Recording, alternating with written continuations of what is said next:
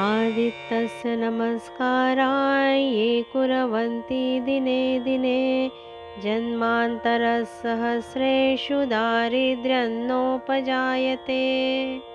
मनुष्य प्राण्याला प्रत्यक्ष डोळ्यांनी दिसणारा देव म्हणजे भगवान सूर्यनारायण.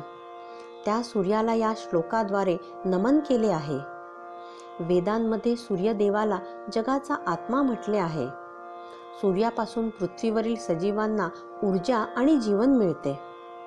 सूर्यदेव महान असूनही त्याचे तेज तो भेदभाव न करता सर्व जीवजंतू व मनुष्य प्राण्यांना उदारपणे देतो. तो कर्मपूर्ती व फलपूर्तीची अपेक्षा किंवा प्रतीक्षा कधीच करीत नाही. सूर्य आपले सर्व किरण क्षणात आवरून टाकतो. तो जसा वेळ झाली की लगेच किरण आवरतो, तसे आपण आपले षड्रिपू व वाऱ्याप्रमाणे धावणारे मन आवरू शकलो पाहिजे. सूर्यदेव धर्माच्या आणि कर्तव्याच्या मार्गाने सतत चालत असल्याने त्याचे तेज कधीच लोप पावत नाही. त्याची कांती तप्त सुवर्णाप्रमाणे आहे.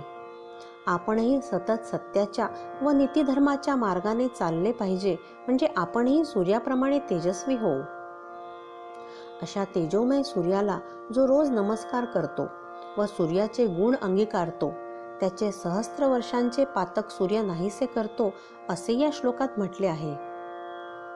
सूर्यप्रकाश हा ज्ञानरूप असल्याने मनुष्यातील वाईट विचाररूपी दारिद्र्याचा नाश करून त्याला खरा धनवान करतो. श्री ग्रंथराज दासबोधात श्री समर्थ म्हणतात, सूर्यप्रकाशामुळे सारे प्राणी मात्र जगतात आणि आपले दैनंदिन व्यवहार करतात. मनुष्य प्राण्यांच्या दिनचर्येतील सर्व गोष्टी सूर्यावर अवलंबून असतात. प्राणी मात्रांच्या डोळ्यांमध्ये सूर्याचे अधिष्ठान असते. सूर्याचा प्रकाश उष्ण असतो. शरीरात उष्णता नसेल तर शरीर कसे जगणार? जगामध्ये हरिहराचे अनेक अवतार झाले.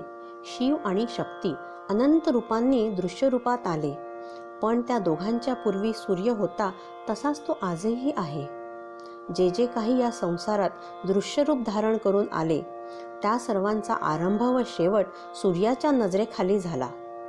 सूर्य तेजाची राशी आहे, त्याला दुसरी उपमा नाही.